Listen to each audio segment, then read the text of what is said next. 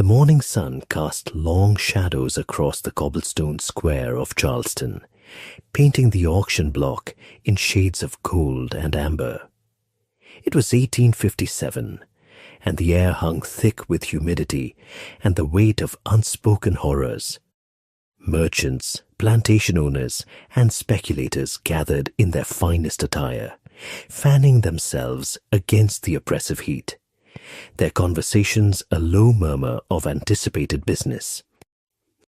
Elias Thornwood stood at the edge of the crowd, his leather notebook tucked under one arm, his expression carefully neutral. As a journalist from Boston, he had seen many things that turned his stomach, but he had learned to maintain the facade of objective observation. Today's assignment was to document the workings of the Southern slave trade for his newspaper, a task that filled him with both dread and determination. The auctioneer, a portly man named Silas Crow, mounted the platform with practiced ease. His voice boomed across the square, well-rehearsed and devoid of humanity. "Gentlemen, welcome to this fine morning's proceedings.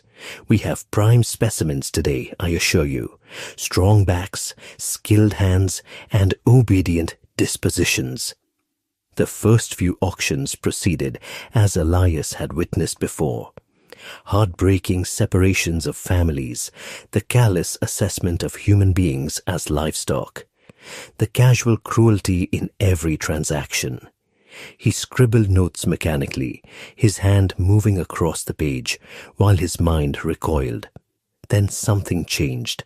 A murmur rippled through the crowd, starting at the back and spreading forward like a wave. Conversations ceased mid-sentence. Even the auctioneer paused, his next words dying on his lips, as he turned to see what had captured everyone's attention.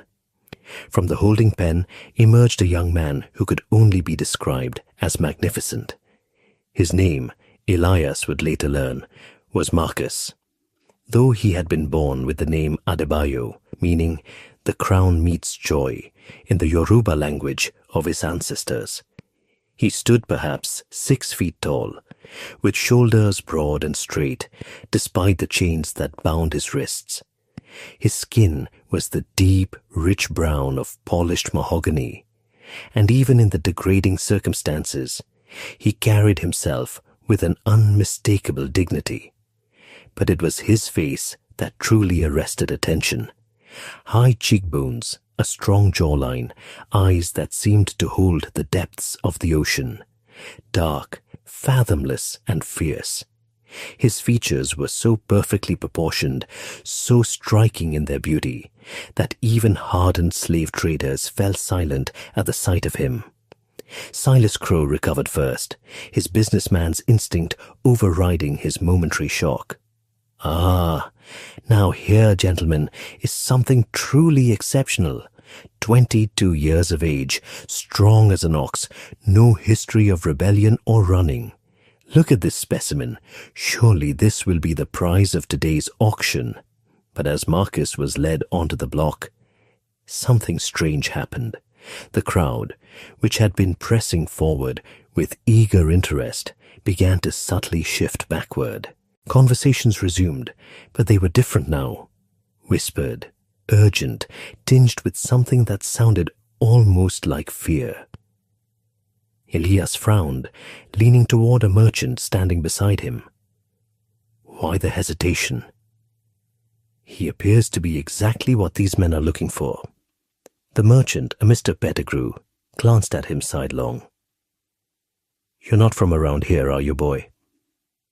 "Boston," Elias confirmed. Pettigrew shook his head slowly. "Then you wouldn't know. That one there, he's from the Beaumont plantation." "And?" The merchant's voice dropped to barely above a whisper. "The Beaumonts don't sell their property unless there's something wrong with it. And they especially don't sell ones that look like that.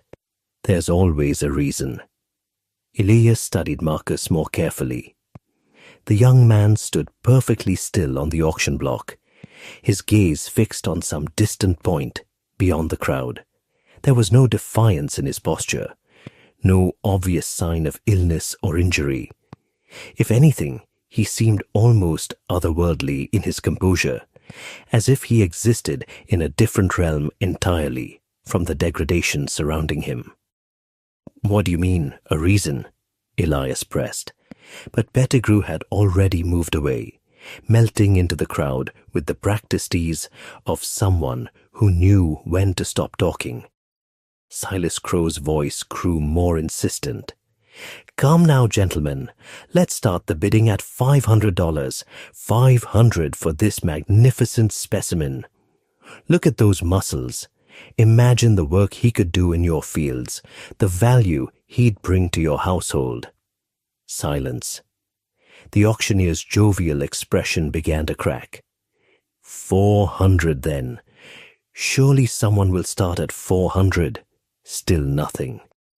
Men who had been bidding aggressively on far less impressive individuals minutes before now found intense interest in their boots, the sky, anywhere but the young man on the platform.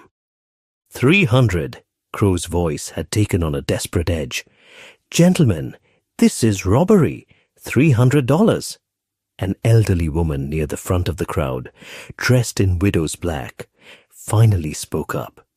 Her voice was thin, but carried clearly in the strange silence. "We all know why the Beaumonts are selling him, Silas. Don't insult our intelligence by pretending otherwise." Crow's face flushed red. "Madam Cheltenham, I assure you, there is nothing wrong with this property. He's healthy, strong, never been sick a day in his life, according to the records." "It's not what's wrong with him," interrupted a plantation owner named Rutherford, his drawl thick and slow. "It's what happens to those who own him." A chill ran down Elias's spine despite the heat. Now he was truly intrigued. He began pushing forward through the crowd, notebook in hand, journalist's instinct overriding caution. "What happens to them?" he called out, his northern accent marking him immediately as an outsider. All eyes turned to him. The crowd parted slightly, and Elias found himself closer to the auction block than he'd intended, close enough to see Marcus's face clearly. For just a moment, their eyes met, and Elias was struck by the intelligence he saw there. And something else. Pain, perhaps, or was it warning? Madam Cheltenham regarded Elias with a mixture of pity and disdain. "Young man, if you're thinking of purchasing him because you see an opportunity in others' fear, let me give you some advice. Don't." "But why?" "The Beaumont family," she continued, her voice taking on the cadence of someone telling a ghost story, "was one of the wealthiest in South Carolina, was being the operative word. Old Master Beaumont died 3 years ago, fell from his horse, broke his neck. His eldest son took over the plantation. 2 years later, he drowned in the river. A strong swimmer who'd never had trouble in water before. The younger son inherited. Last month, his house caught fire in the night. He barely escaped with his life, but he's burned so badly now, the doctors say he won't last the summer." "Surely those are just coincidences," Elias began. "The overseer, who was particularly cruel to the slaves," interrupted another voice from the crowd, "was found dead in the fields. The doctor said it was his heart, but he was only 35. The mistress who bought herself a fancy dress with money that should have gone to the slaves' rations, she came down with a fever that no medicine could touch. Took her 3 weeks to die." "And all of these misfortunes," Madam Cheltenham concluded, "began exactly 1 month after that one that arrived at the Beaumont plantation, 22 months ago." Elias looked at Marcus again. The young man's expression hadn't changed, but something flickered in his eyes. Was it satisfaction? Sorrow? It was impossible to tell. "You're suggesting he's cursed?" Elias said, unable to keep the skepticism from his voice. That he brings misfortune to his owners? I'm not suggesting anything, Madame Cheltenham said. I'm stating facts. The remaining Beaumonts want him gone, and no one with any sense will touch him. He'll end up going to some fool who doesn't know the stories, or back to the holding pen to rot. The auctioneer made one last desperate attempt. $200. Surely someone... I'll give you 100, said a voice from the back. It belonged to a man Elias hadn't noticed before, rough-looking with cruel eyes, and the smell of cheap whiskey on his breath, even from a distance. I ain't afraid of no curse. Black magic don't work on a Christian man. Several people in the crowd groaned or shook their heads. Madame Cheltenham muttered, "Fool." For the first time since being brought to the block, Marcus's composure cracked. His eyes found the man who had bid, and something dark and terrible passed across his face. It was gone in an instant, replaced by that same distant calm, but Elias had seen it, and it had looked like pity. Before Crow could accept the bid, Elias heard himself saying, $200. The crowd turned to stare at him as if he'd lost his mind. Perhaps he had. But Elias had spent the last 3 years documenting the horrors of slavery, writing articles that were read and forgotten, trying to make people in the North understand what was happening in the South. He'd interviewed dozens of enslaved people, heard their stories, seen their scars. But he'd never seen anything like this. And every instinct he had as a journalist, as someone who sought truth, told him there was a story here that needed to be uncovered. 200 from the gentleman from Boston, was it? Crow said, relief evident in his voice. Going once, going twice. 250, said the drunk man belligerently. 300, Elias countered, his heart pounding. He was spending money he didn't have, committing to an action he didn't fully understand. But he had to know. The drunk man squinted at him, measuring whether this strange northerner was worth continuing to bid against. Finally, he spat in the dirt and waved a dismissive hand. He's yours, Yankee, and when you're dead in a month, don't say nobody warned you. Sold. Crow brought down his gavel with perhaps more force than necessary. Sold to the gentleman from Boston for $300. Sir, if you'll come settle your account. As Elias moved forward to complete the transaction, he felt the weight of dozens of eyes on his back. Some pitying, some contemptuous, some darkly amused. But it was the look in Marcus's eyes as he was led down from the platform that Elias would remember most, a look that seemed to say, "You have no idea what you've done." Content. The paperwork took longer than Elias expected. Silas Crow was almost pathetically eager to complete the sale, pushing documents in front of Elias with shaking hands as if afraid he might change his mind. Elias signed where indicated, using almost all the money he had saved for his 3-month assignment in the South. His editor would have his head, but Elias couldn't bring himself to care.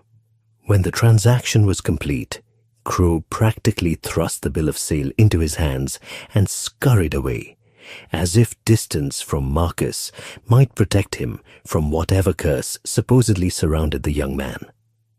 An attendant led Marcus over, the chains on his wrists clinking softly with each step. Up close, he was even more striking than from a distance.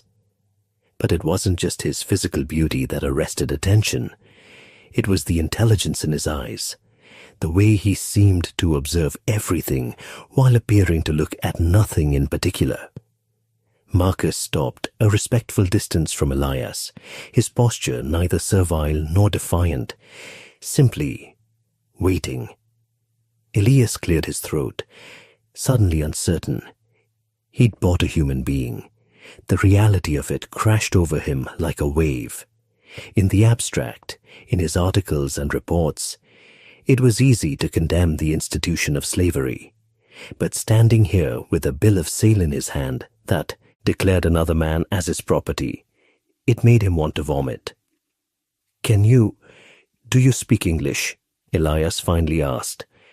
Marcus's lips curved into something that wasn't quite a smile. Yes, sir. I speak English. His voice was deeper than Elias expected, with a cultured quality that suggested education, unusual for an enslaved person. Good, that's good. Elias fumbled with the keys the attendant had given him, approaching to unlock the chains on Marcus's wrists. I'm Elias Thornwood. I'm a journalist from Boston. I know where Boston is, sir. Of course you do. The chains fell away, and Marcus rubbed his wrists absently. Elias noticed the scars there, not from recent bindings, but older marks, faded but permanent. We need to talk, but not here. I have lodgings at the inn on Market Street.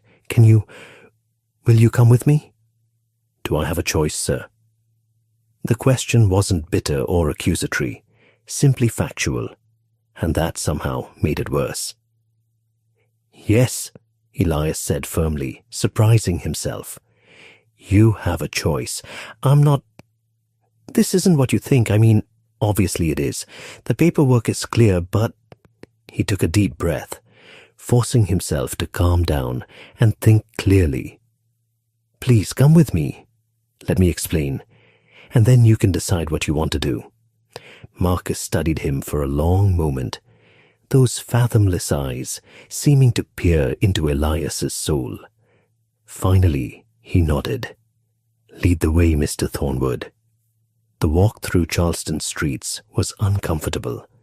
People stared, some at Marcus's striking appearance, others clearly recognizing him from the auction and wondering at the fool northerner who'd bought him. Elias tried to ignore the attention, though he noticed Marcus seemed entirely unaffected by it, moving through the crowds with that same otherworldly grace.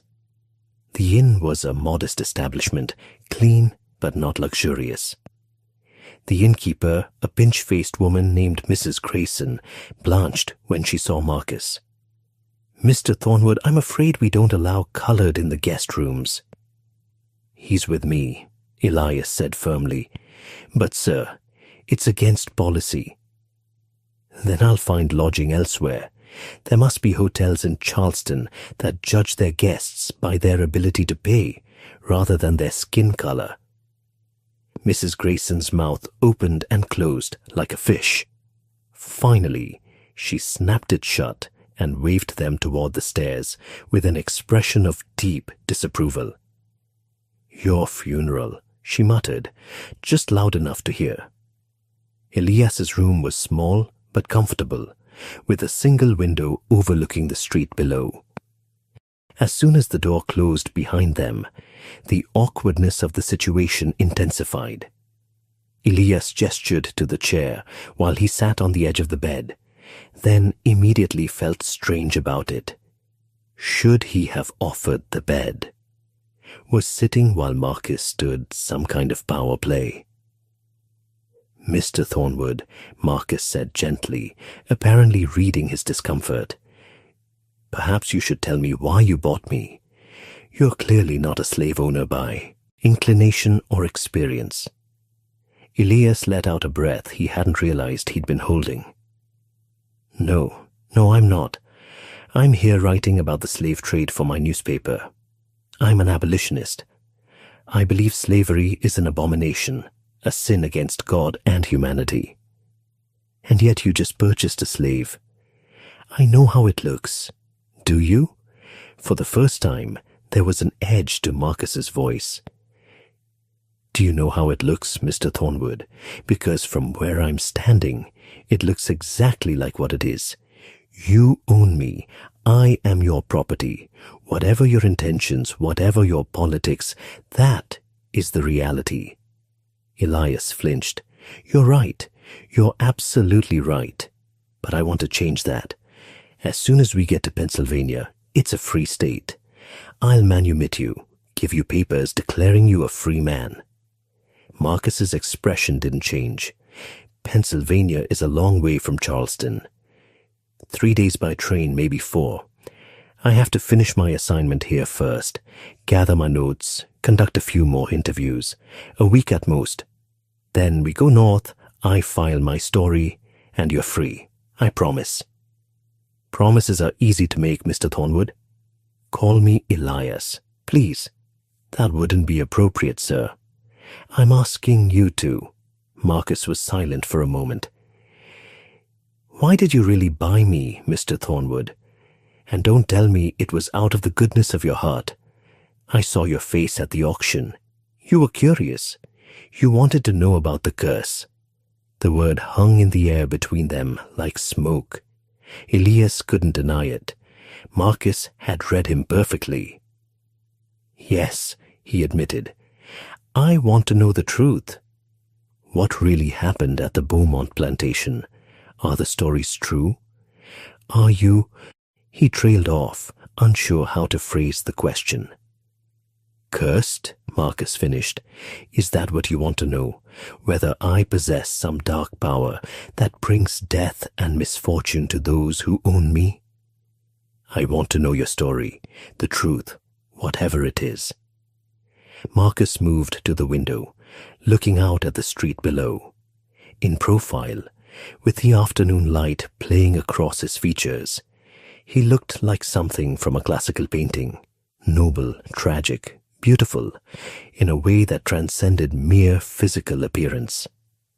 The truth, he said softly, is more complicated than your Boston newspaper readers would want to hear. Try me. Marcus turned back to face him. I was born free, Mr. Thornwood. Did you know that? My father was a freed blacksmith in Virginia, my mother a teacher at a colored school. They gave me books, education, taught me to read and write and think. I was going to be a doctor. I'd saved enough money to attend one of the few medical schools that would accept colored students. Elias listened, transfixed. Then one night, when I was 19, I was walking home from my work at the smithy. 3 white men grabbed me off the street, beat me unconscious, and when I woke up, I was in chains. They'd forged documents saying I was a runaway slave. My parents tried to fight it, showed my birth certificate, my baptismal records. Didn't matter. The magistrate was friends with one of the men who'd kidnapped me. He ruled that all the papers were forgeries, that I was property, that my masters were within their rights to reclaim me. My God, Elias breathed. I was sold to a plantation in Georgia. I tried to escape, was caught, beaten, sold again, and again, and again. Each time I told them I was free. Each time, no one listened. Eventually, I stopped trying to escape. What was the point? The system was designed to swallow people like me whole. But the Beaumonts, what happened there? Marcus's expression darkened. What happened there, Mr. Thornwood, is that I discovered I had nothing left to lose. And a man with nothing to lose is the most dangerous thing in the world, more dangerous than any curse or spell or dark magic. Before Elias could ask what he meant, there was a sharp knock at the door. Both men tensed. Elias moved to answer it, opening the door a crack to find a young boy, perhaps 10 years old, standing in the hallway. Message for Mr. Thornwood, sir, the boy said, holding up a sealed envelope. Elias took it, tipping the boy a coin before closing the door. The envelope bore no return address, just his name, written in an elegant hand. He broke the seal and read the single sheet of paper inside. His face must have shown his shock, because Marcus asked, "What is it?" It's from someone who calls herself an acquaintance of yours. She wants to meet with me, tonight, says she can tell me the real story of what happened at the Beaumont plantation. He looked up at Marcus. Do you know who this might be? For the first time since Elias had met him, Marcus looked genuinely surprised. Then slowly, a real smile spread across his face.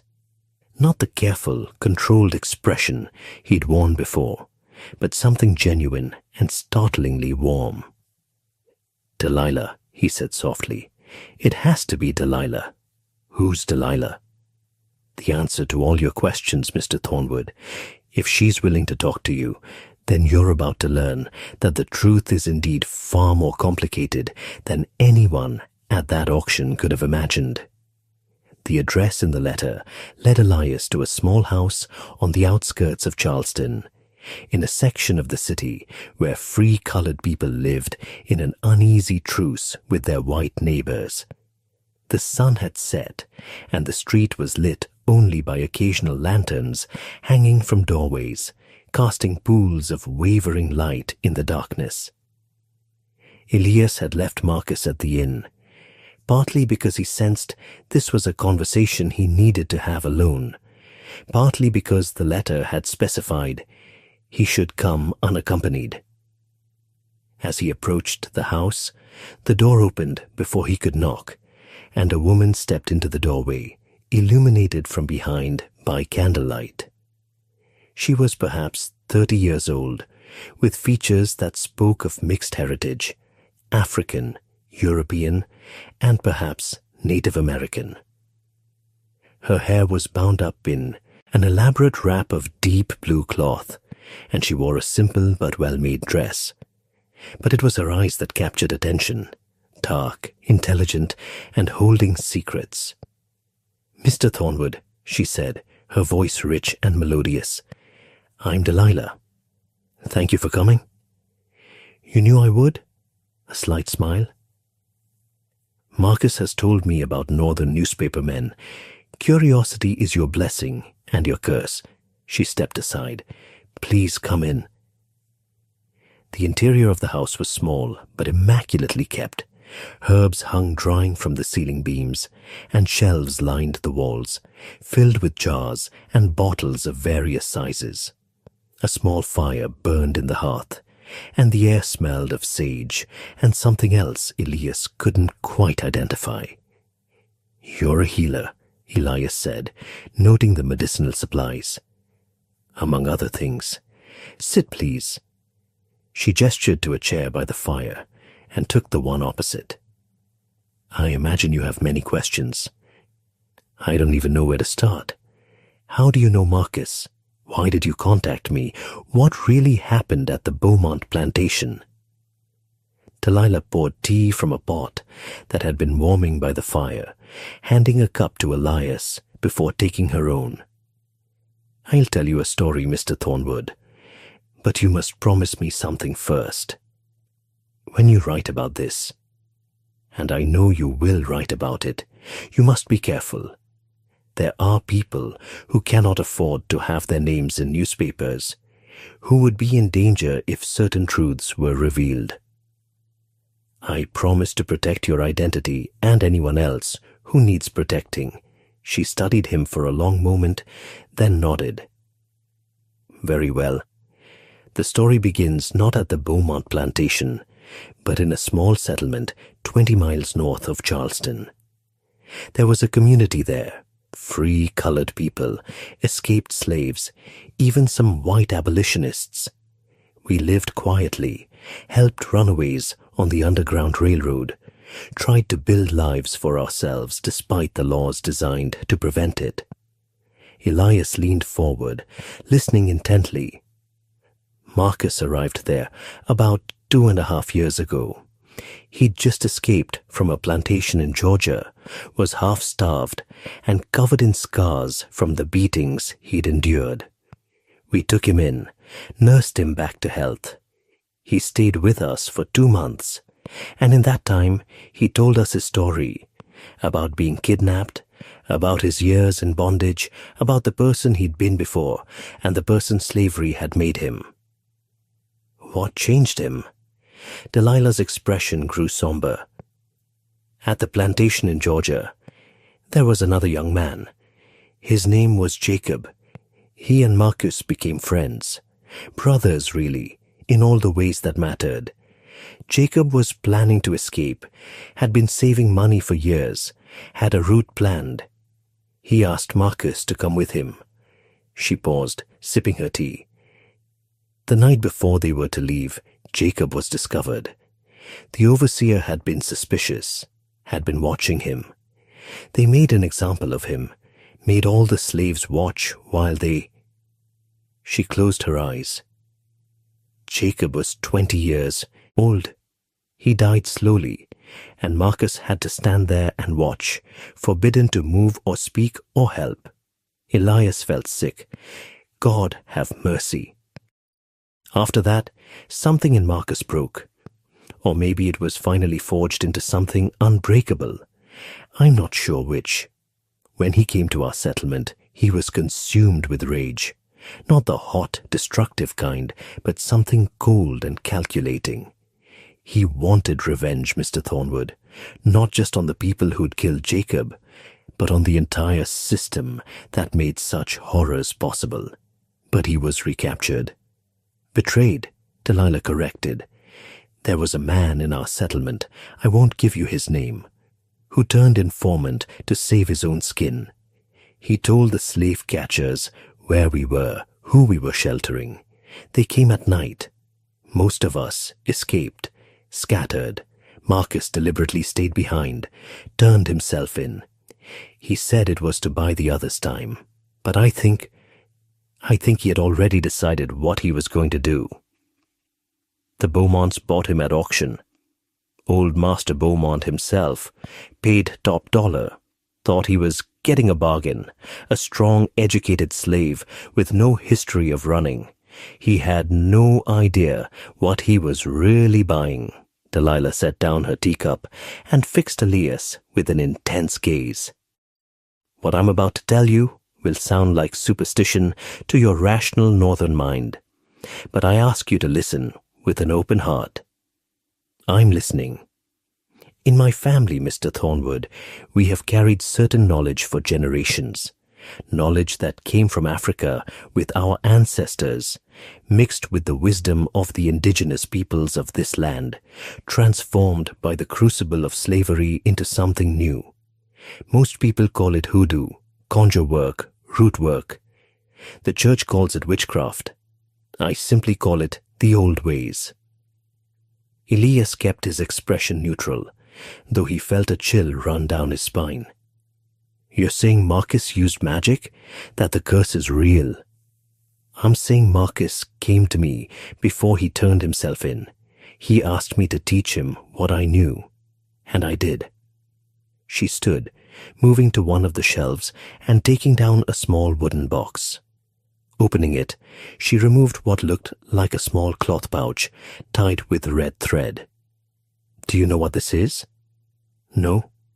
A mojo bag, a gree-gree. Inside are roots, herbs, personal items, things that have meaning and power when combined in the right way, with the right words and the right intent. I taught Marcus how to make them, how to use them, but more importantly, I taught him about psychology. That surprised Elias. Psychology. Yes, because you see, Mr. Thornwood, the real power isn't in the herbs or the words. The real power is in the human mind, in belief, in fear, in guilt. Marcus is an exceptionally intelligent man.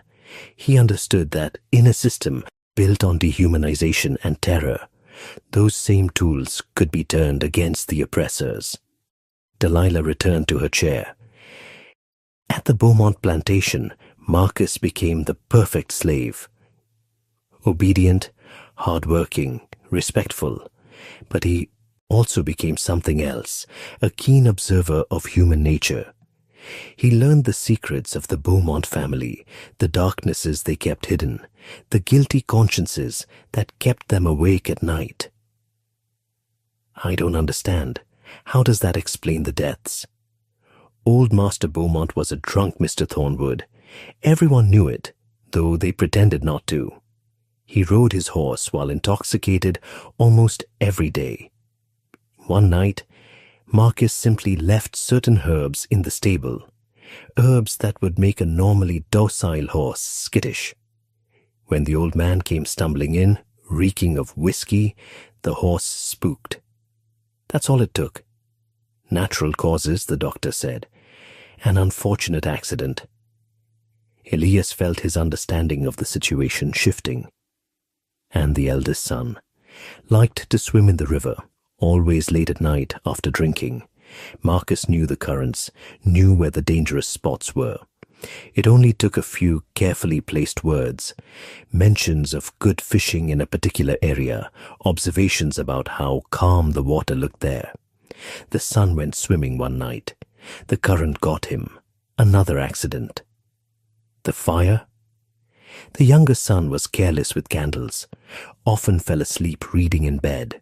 Marcus did nothing but ensure that on one particular night, the water buckets near the house were empty. The fire started naturally. It simply couldn't be stopped as quickly as it might have been. And the others, the overseer, the mistress, Delilah smiled grimly. The overseer had a bad heart. Marcus knew because he'd heard the man complaining of chest pains. So he made sure the man's work was especially stressful. Small things going wrong, animals escaping, tools disappearing and reappearing. Nothing Marcus could be blamed for, but enough to keep the man in a constant state of agitation. His heart gave out.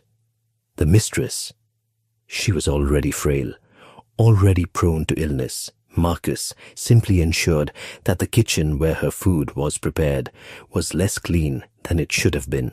Nature did the rest. Elias sat back, his mind reeling.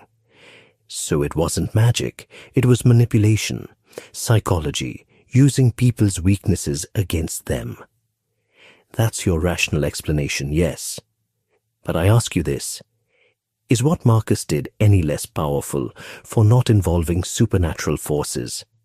He systematically destroyed an entire family, and no one could prove he'd done anything wrong.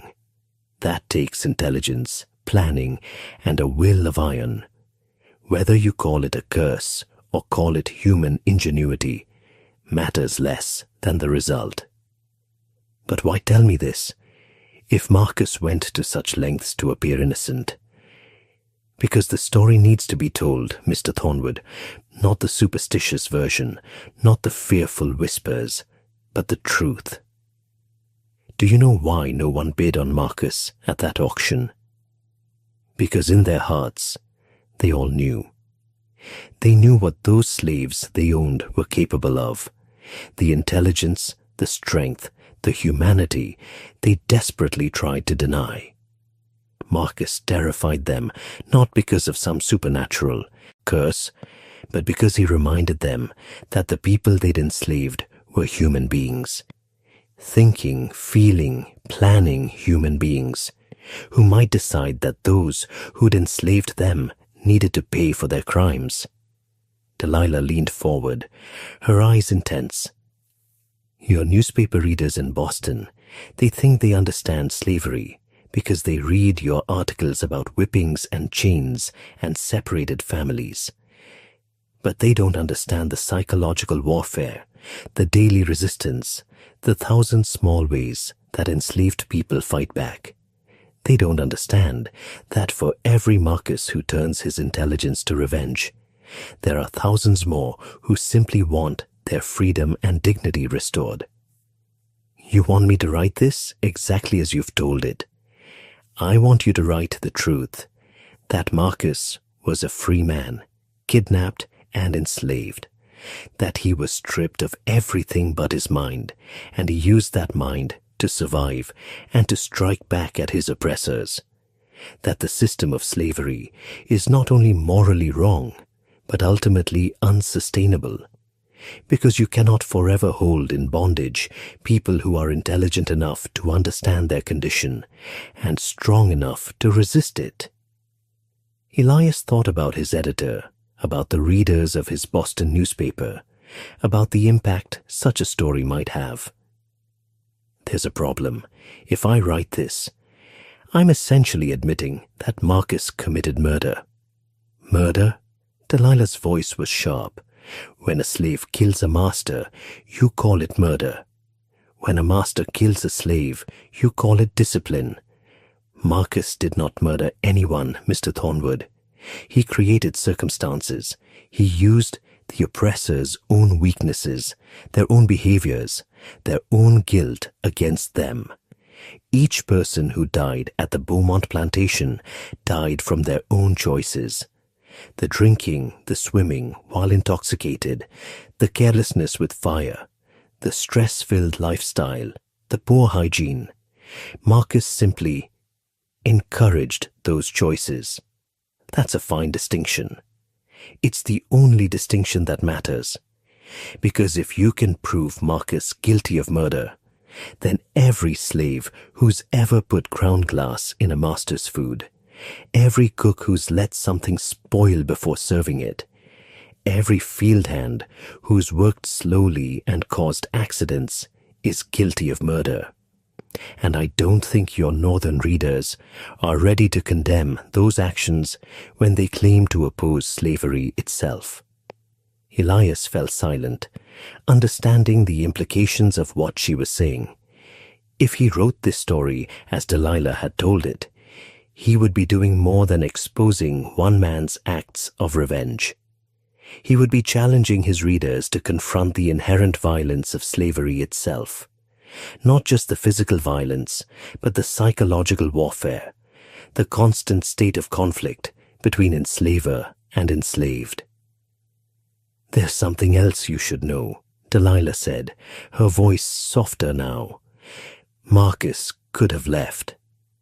After the second Beaumont son died, the family was desperate to sell him. Marcus had opportunities to escape, but he stayed until they were forced to auction him off publicly, until the story of the curse spread throughout Charleston and beyond. Why would he do that? Because he wanted people to be afraid. He wanted slave owners throughout the South to lie awake at night, wondering if the quiet man serving them dinner was plotting their death.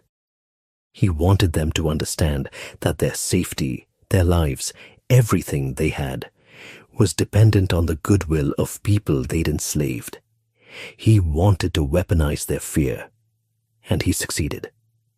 Elias sat in silence, processing everything he'd heard. Finally he asked, "What happens to him now? You know I bought him. You must know I plan to free him." Delilah smiled, a genuine expression of warmth. "I know. That's why I contacted you. Marcus wrote to me. Yes, he can write and get messages out, even in bondage. There are always ways. Telling me about the strange northerner who bought him despite the warnings. He wanted me to tell you the truth before you made any decisions about what to do next." "And what should I do next?" "That, Mr. Thornwood, is entirely up to you. But I'll tell you this. Marcus is going to continue fighting slavery, however he can. The question is whether you're going to help him do it, or whether you're going to free him and walk away thinking you've done your good deed. I'm a journalist, not a revolutionary." "Are you sure there's a difference?" She stood, signaling that the conversation was nearing its end. "The pen is mightier than the sword, or so they say. But sometimes the pen needs to be wielded like a sword, cutting through lies, exposing truths people don't want to see, forcing readers to confront realities they'd rather ignore." Elias rose as well. "If I write this story—" "When you write it," Delilah corrected. "When I write it, I'll lose my job. My editor will think I've lost my mind. Half the readers will dismiss it as fantasy. The other half will call me a dangerous radical." "Yes, probably. But you'll also give voice to something that needs to be said. You'll show that resistance to slavery isn't just about running away or waiting for white abolitionists to save them. You'll show that enslaved people are capable of extraordinary things when pushed to their limits. And maybe, just maybe, you'll make a few people up north understand that slavery will not end peacefully, cannot end peacefully, because the enslaved will not wait forever for their freedom. As Elias made his way back through the dark streets toward the inn, his mind was churning with thoughts, ideas, the framework of the story he knew he had to write. Delilah was right. This was bigger than one man's revenge. This was about the fundamental instability of a system built on denying human beings their humanity. When he returned to his room, Marcus was sitting by the window, reading one of Elias's books by candlelight. He looked up as the door opened. "You spoke with Delilah." "I did. She told me everything." Marcus closed the book carefully. "And now you're afraid of me." "No," Elias said, surprising himself with the conviction in his voice. "No, I'm not afraid of you. I'm angry at what was done to you, at the system that made you feel your only option was revenge, and I'm awed, I suppose, by your intelligence, your patience, your will to survive and fight back." "She told you about Jacob?" "Yes." Marcus's jaw tightened. "Then you understand. I'm not a monster, Mr. Thornwood. I didn't want to kill anyone. I wanted to be a doctor, to heal people, to make the world better. But they took that from me. They took everything from me. And when they took Jacob..." He fell silent, the pain in his eyes raw and real. "I understand," Elias said quietly. "Or at least I'm trying to. I want to write your story, Marcus. Not as a curiosity or a ghost story, but as the truth, as a testament to what slavery does to people, to what it drives them to become. And then we go to Pennsylvania.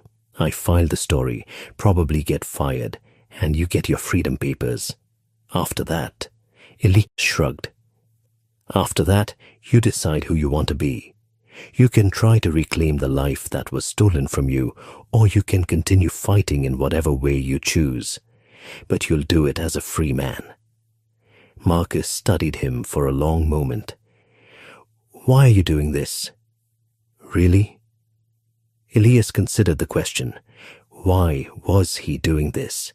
It went against everything his rational mind told him was sensible. It would ruin his career, possibly put him in danger, certainly alienate him from polite society even in the North.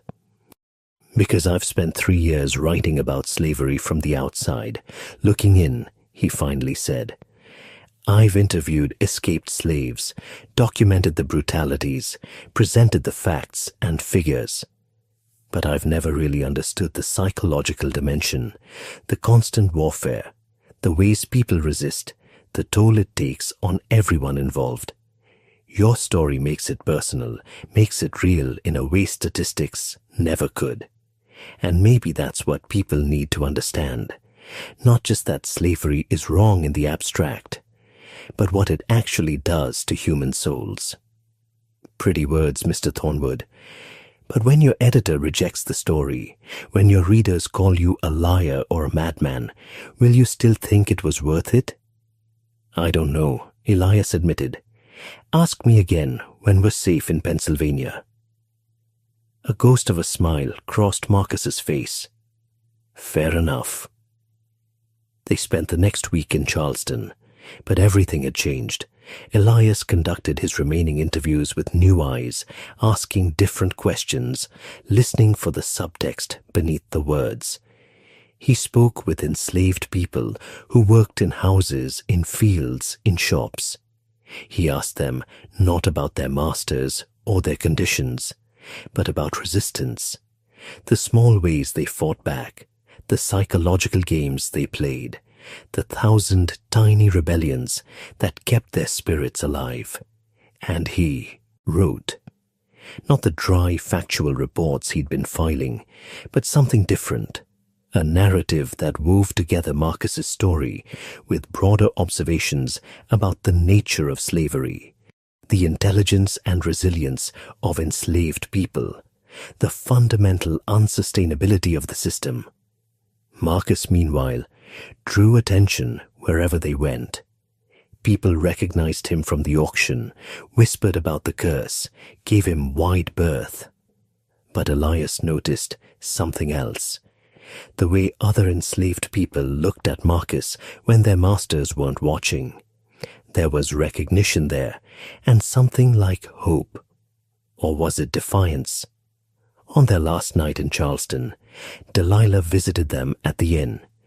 Mrs. Grayson was scandalized to see a colored woman entering a guest's room, but Elias ignored her disapproving glares. "I came to say goodbye," Delilah said, "and to give you this." She handed Marcus a small leather pouch. "Your freedom papers will protect you under the law. This will protect you in other ways." Marcus opened the pouch and smiled. "Another mojo bag? Call it insurance.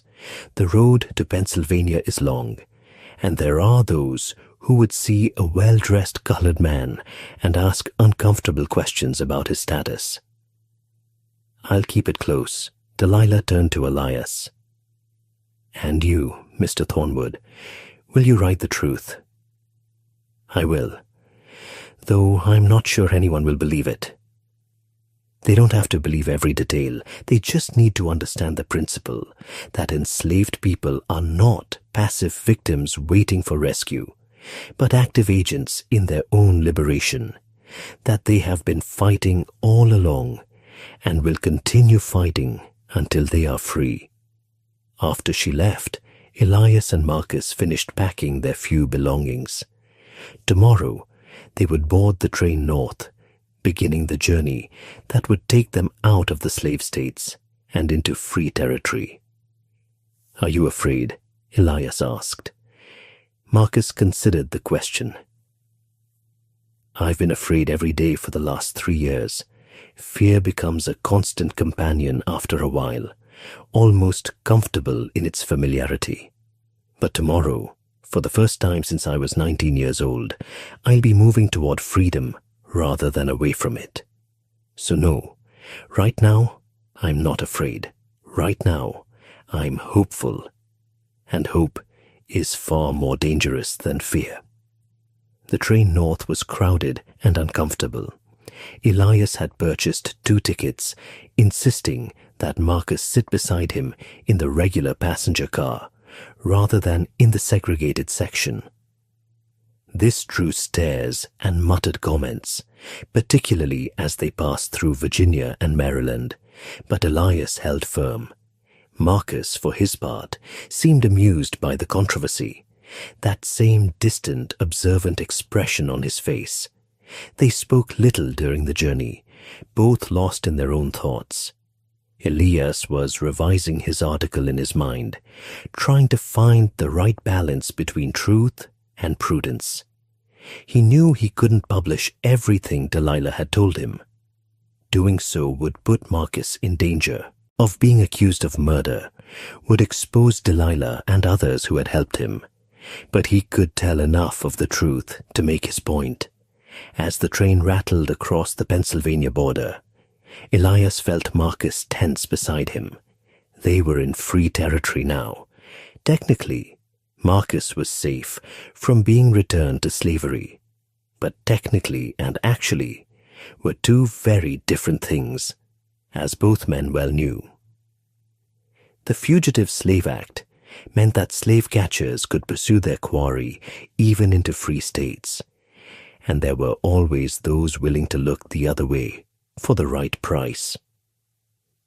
"We're not safe yet," Marcus said quietly, as if reading Elias's thoughts. "No, but we're safer than we were. And in Philadelphia, I know people, abolitionists, members of the Underground Railroad. They'll help." Marcus turned to look at him. "You've thought this through. I've had time to think, and I realized that freeing you legally is only the first step. You'll need money, documents that can't be easily challenged, possibly a new identity. The Beaumonts might come looking for their property. We need to be prepared. You surprise me, Mr. Thornwood. Call me Elias, please. You surprise me, Elias. When you bought me at that auction, I thought you were another well-meaning northerner who wanted to feel virtuous by rescuing a slave. I didn't expect you to actually think about what comes after the rescue. I'm learning as I go, Elias admitted. This is not something they teach you in journalism school. They arrived in Philadelphia as the sun was setting, painting the city in shades of gold and amber. Elias led them to a boarding house run by a Quaker couple, the Stevensons, who were known for their abolitionist sympathies. Mrs. Stevenson took one look at Marcus and immediately understood the situation. "They are both welcome here," she said in the formal Quaker manner, "and thee need not worry. This house is a safe haven." Over the next few days, Elias worked tirelessly to secure Marcus's freedom papers. He hired a lawyer recommended by the Stevensons, paid for the proper documentation, and made sure everything was legally sound. On the 5th day after their arrival, Marcus officially became a free man under the law. They celebrated quietly that evening in Elias's room. Mrs. Stevenson had provided a modest dinner, and they ate in contemplative silence. "How does it feel?" Elias finally asked. Marcus looked at the papers spread on the table before him, the official documents declaring him free, the passport that would allow him to travel, the letters of reference Elias had written. "Fragile," he said at last. "Freedom feels fragile, like something that could be snatched away at any moment." "It won't be. I made sure—" "You made sure the law says I'm free, but the law said I was property. The law said I was a runaway when I was kidnapped. The law has never protected people like me, Elias. These papers are important, but they're not safety. They're not freedom, not really. They're just permission to exist without shackles." Elias had no response to that. He was beginning to understand that freedom meant something different to Marcus than it did to him. For Elias, freedom was an abstract principle, a natural right. For Marcus, it was something he'd tasted briefly before it was stolen, something he'd fought for, killed for, something he still wasn't sure he actually possessed. "What will you do now?" Elias asked. "I don't know. I've spent so long just trying to survive, trying to strike back at those who enslaved me. Now that I have the chance to actually live, I don't know where to start." "You wanted to be a doctor." "I wanted to be a lot of things. That was a different person, a different life. I don't know if I can go back to that." "Then go forward, become something new." Marcus smiled slightly. "Easy for you to say." "I didn't say it would be easy, but you're brilliant, Marcus. Even enslaved, hunted, treated as property, you managed to outthink everyone around you. Imagine what you could do with actual freedom, with resources, with support." Before Marcus could respond, there was a sharp knock at the door. Elias opened it to find Mrs. Stevenson, her face troubled. "Mr. Thornwood, there are men here asking about thy guest. They claim he is a runaway slave, that thee has stolen property." Elias felt his blood run cold. "Slave catchers? Already?" "They have a magistrate with them, and papers, old papers, from before thy friend's manumission." Marcus was already on his feet, his expression calm but alert. "The Beaumonts moved faster than I expected. They must have connections here in Philadelphia." "We have the Freedom Papers, which are dated 5 days ago. Their papers claim ownership going back years. In the eyes of the law, their claim might take precedence. Marcus moved to the window, looking down at the street below. How many men? 4, plus the magistrate. Marcus's jaw tightened.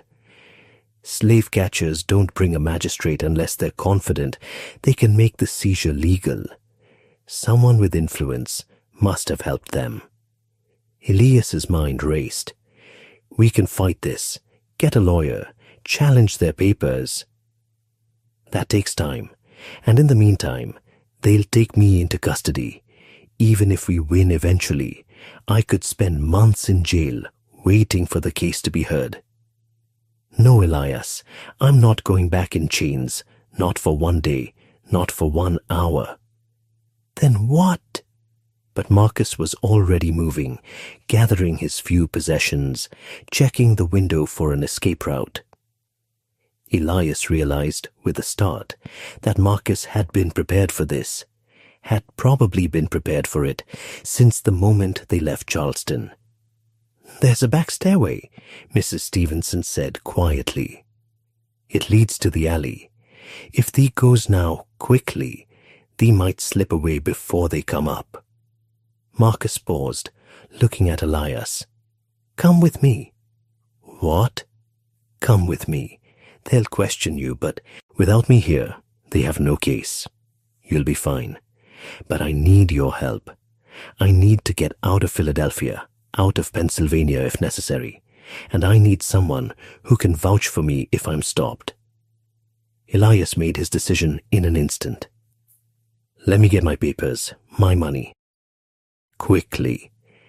2 minutes later, they were descending the back stairs as voices grew loud on the floor above. Mrs. Stevenson had bought them time by insisting on seeing the magistrate's warrant, engaging the men in a discussion of proper legal procedure. But it wouldn't last long. They emerged into the alley just as dusk was deepening into night.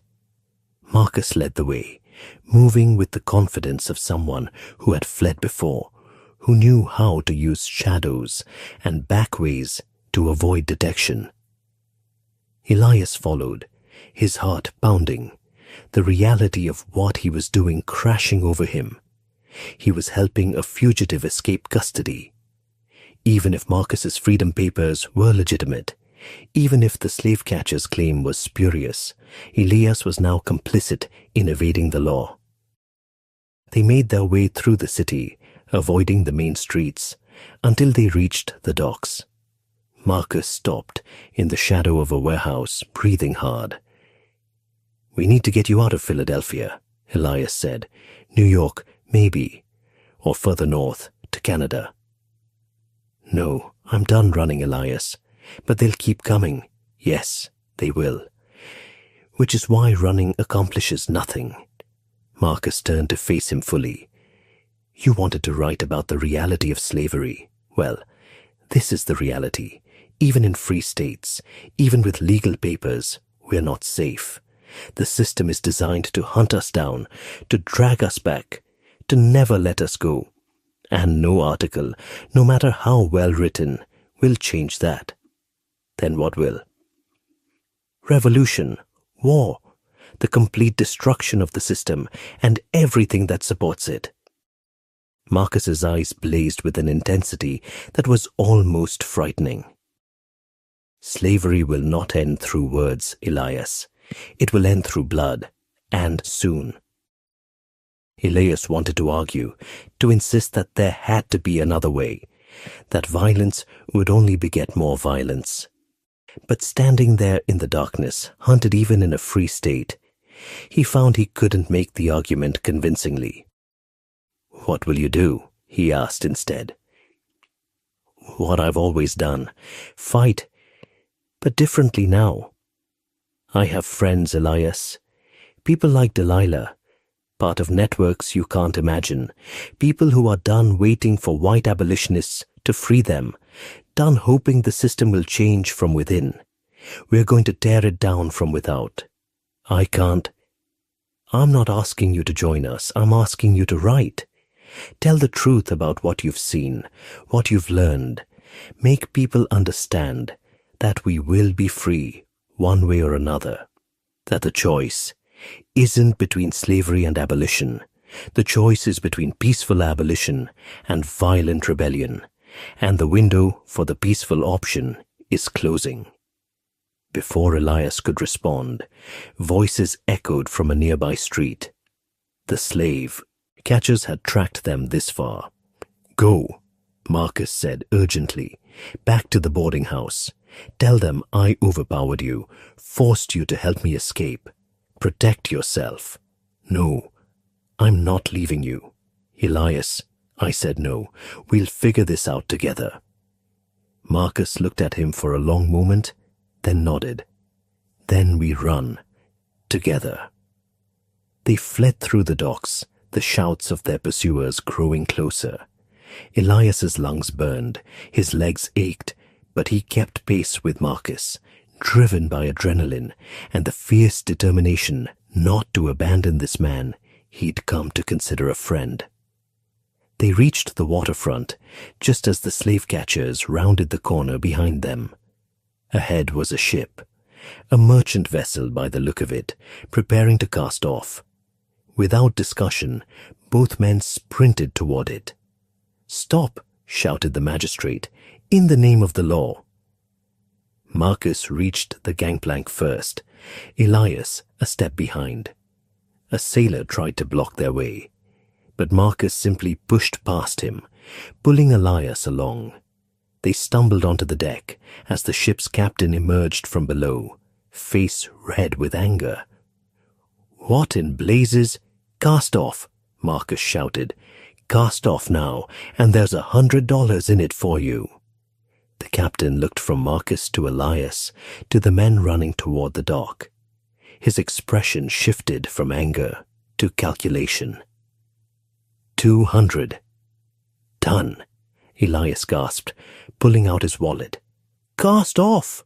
the captain bellowed to his crew. "All hands, cast off!" The crew moved with practiced efficiency. The gangplank was pulled up just as the slave catchers reached the dock. The magistrate stood there, red-faced and furious, as the ship began to pull away from the pier. "You're harboring fugitives," he shouted. "I'll have the law on you." The captain leaned over the railing and spat into the water. "I'm harboring paying passengers, and we're bound for Boston. You want to chase them there? Be my guest."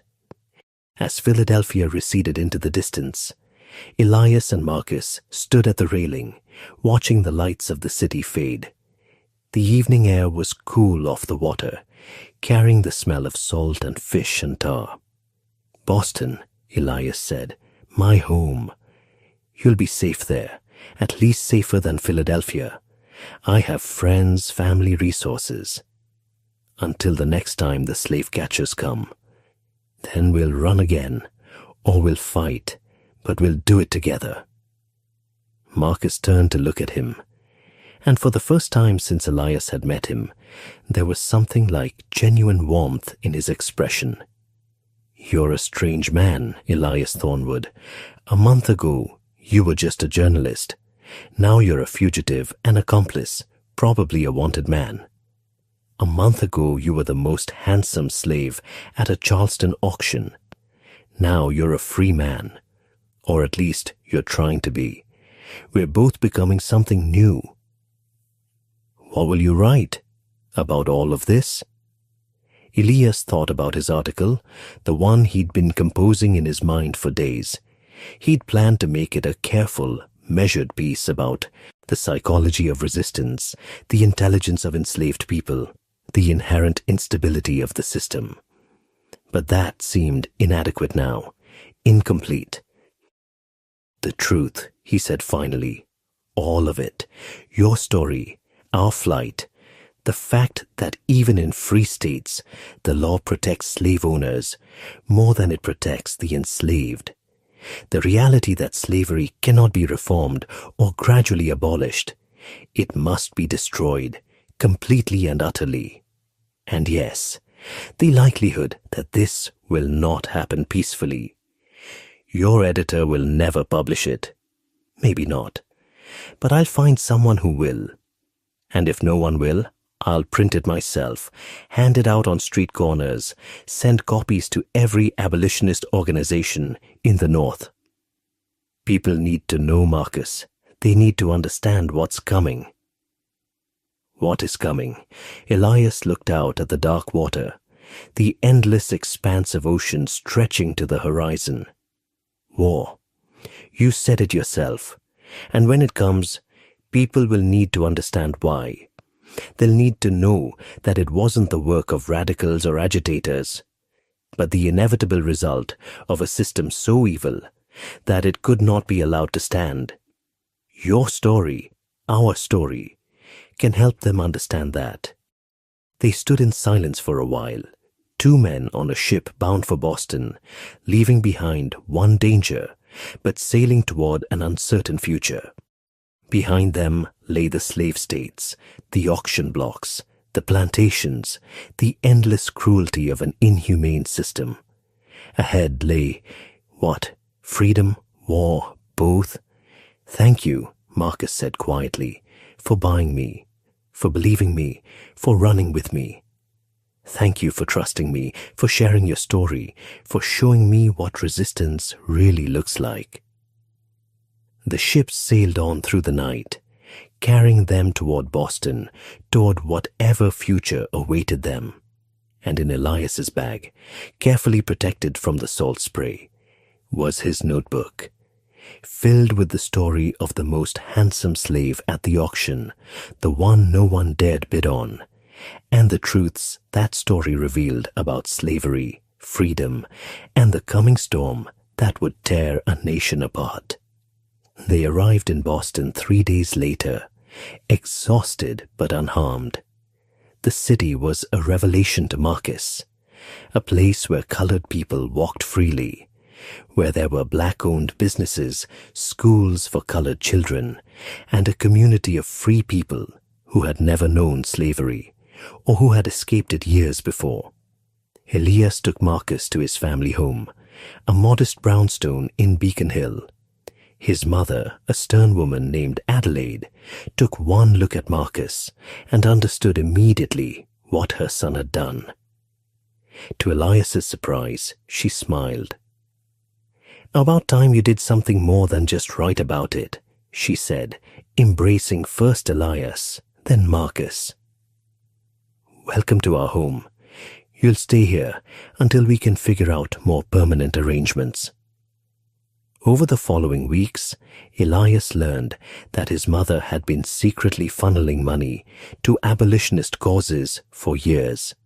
His father, who had died when Elias was young, had been Savo Parato, founding member of the Massachusetts Anti-Slavery Society. Elias had known his parents oppose slavery, but he'd never realized the depth of their commitment. Marcus, meanwhile, began to find his footing in freedom. Through Adelaide's connections, he met other colored activists, attended meetings of the Boston Vigilance Committee, and began to understand the network of resistance that existed in the North. These were not passive victims waiting to be saved, but active participants in their own liberation, exactly what Delilah had described. But Elias's article proved more difficult than he'd anticipated. His editor at the Boston newspaper read it once and handed it back. "I can't print this, Elias. You're essentially admitting that you helped a fugitive escape custody. You're advocating for violence. And these claims about how this Marcus fellow engineered the deaths of the Beaumont family, you have no proof beyond hearsay from a conjure woman. It's all true. Truth and printability are not the same thing. You know that. If I publish this, we'll be sued into oblivion, and you'll likely be arrested. I'm sorry, but no." Elias tried other newspapers. They all said the same thing. Too controversial, too dangerous, too unbelievable. Even abolitionist publications hesitated, worried about the implications of celebrating violence against slave owners, concerned about providing ammunition to those who claimed abolitionists were radical agitators trying to incite rebellion. "They don't want to hear it," Marcus said one evening as they sat in Adelaide's parlour, a rejection letter from the 10th newspaper clutched in Elias's hand. They want slavery to end, but they want it to end neatly, peacefully, without anyone having to confront the ugly realities of what resistance actually looks like. I won't give up. There has to be a way to tell this story. Then tell it differently, not as journalism, but as something else. Adelaide, who had been listening from her chair by the fire, spoke up. A book. Write it as a book. Fiction if you must, to protect yourself legally. But make it true enough that readers will recognize the reality beneath the story. Elias considered this. A book would take longer, would reach fewer people initially, but it would also allow him to explore the story more fully, to delve into the psychology and philosophy behind Marcus's actions, to make readers truly understand. I'll need time, months, maybe a year. Take the time, Marcus said. I'm not going anywhere, and there's work to be done here in the meantime. So Elias began to write, not as a journalist now, but as a chronicler, a storyteller. He wrote about the auction, where no one dared bid on the most handsome slave. He wrote about the Beaumont plantation and the systematic destruction of a family. He wrote about psychology and resistance, about the intelligence and humanity of enslaved people, about the inherent violence of slavery and the inevitable violence of its end. He changed names, altered details to protect the innocent, framed it as a cautionary tale for the South. But anyone who read carefully would see the truth beneath the fiction, that slavery was doomed, that it would end in blood if it did not end soon through law, that the enslaved were not waiting patiently for freedom, but were actively fighting for it. Marcus, meanwhile, threw himself into the abolitionist cause. He spoke at meetings, his striking appearance and articulate arguments making him a powerful advocate. He helped escaped slaves adjust to freedom, taught them to read and write, connected them with resources and opportunities. He also joined the Boston Vigilance Committee's more clandestine activities, rescuing fugitives from slave catchers, sabotaging efforts to enforce the Fugitive Slave Act, and planning more aggressive resistance. You're becoming what you swore you'd never be, Elias said one evening, finding Marcus cleaning a pistol at the kitchen table. What's that? A revolutionary? Marcus smiled slightly. No, I'm still the same person I was at the Beaumont plantation. I'm just fighting more openly now. With weapons I prefer, education, organization, community. The pistol is just insurance. Insurance against what? Against the day they come for us again, because they will come, Elias. The Beaumonts won't give up. Others like them won't give up.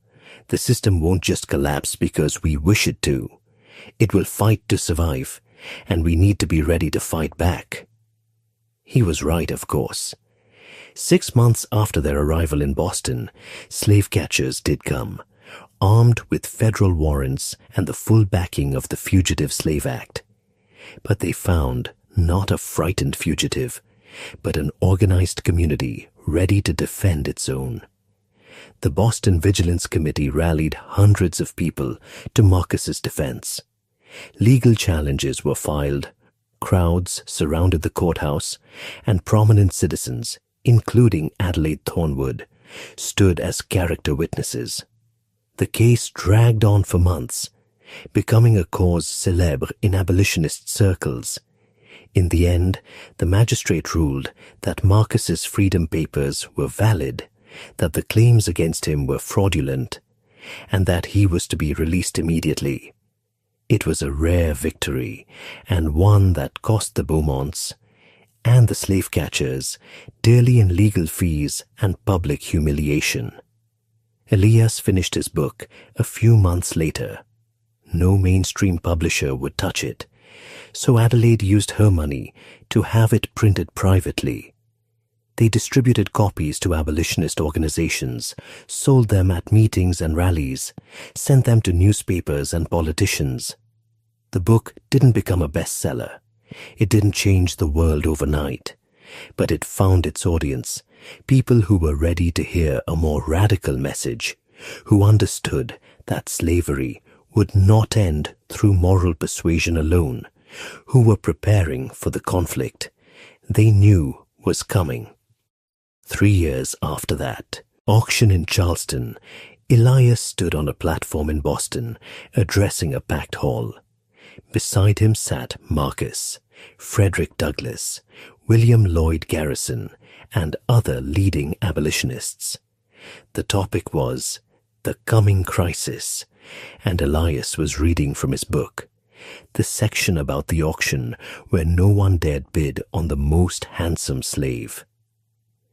They were afraid, Elias read, his voice carrying to the back of the hall. Not of supernatural forces, not of some curse or conjure. They were afraid of intelligence, of strength, of the humanity they had tried so hard to deny. They were afraid that the people they had enslaved might not only want their freedom, but might be willing and able to take it by force. And they were right to be afraid. The hall erupted in applause. Not everyone agreed with the radical message. Even in abolitionist circles, there were those who believed in gradual emancipation, in compensating slave owners, in avoiding violence at all costs. But an increasing number understood that such moderate positions were no longer tenable, that the crisis was upon them, that the choice was between peaceful abolition now or violent rebellion soon. After the speech, Marcus and Elias walked back to Adelaide's house through the autumn evening. The leaves were turning gold and red, and there was a chill in the air that promised winter. "Do you ever regret it?" Elias asked. "Buying into this fight? You could have just taken your freedom and built a quiet life somewhere." Marcus shook his head. "There are no quiet lives for people like me, Elias. Not while slavery exists. And besides, this is the life I was meant to live. Not the one I planned when I was young and naive, but the one I was forged into by experience. I'm a weapon aimed at slavery's heart. That's what they made me when they enslaved me. I'm just choosing to be that weapon on my own terms now." "Do you think we'll see it end in our lifetimes?" "Yes. One way or another, yes. The system is cracking, Elias. Can't you feel it? Every rescue from slave catchers, every publication like your book, every slave who runs or resists or rebels, it's all cracks in the foundation. And when it finally shatters..."